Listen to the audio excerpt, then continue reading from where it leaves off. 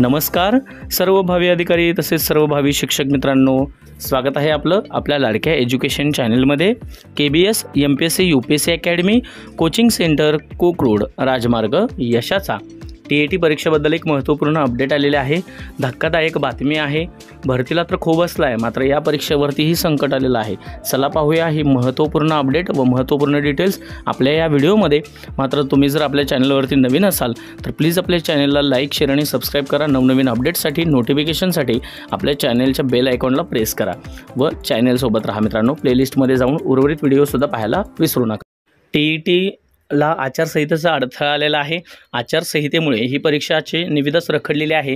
त्यामुळे जी April May मध्ये होणारी परीक्षा होती ती आता जुलै ऑगस्ट मध्ये होणार किंवा ही पुढे जाते की काय अशी शंका निर्माण झालेली आहे।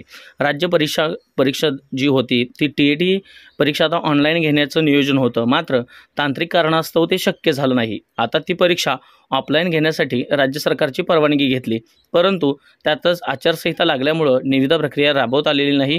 त्यामुळे आचारसंहिता संपल्यानंतरच आता नवीन निविदा प्रक्रिया राबवणार आणि त्यानंतरच यंदाची TAT परीक्षा होणार।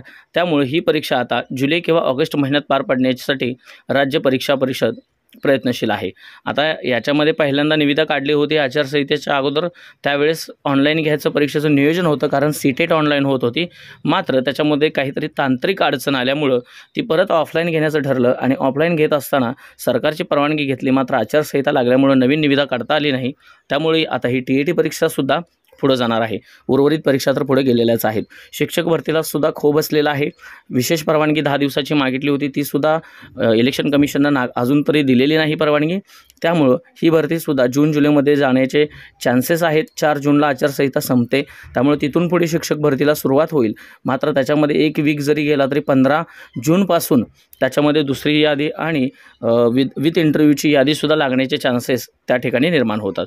ही महत्त्वपूर्ण अपडेट होती मित्रांनो। व्हिडिओ आवडला असेल तर चॅनलला लाईक, शेअर आणि सबस्क्राइब करायला विसरू नका आणि नोटिफिकेशन बेलला क्लिक करा।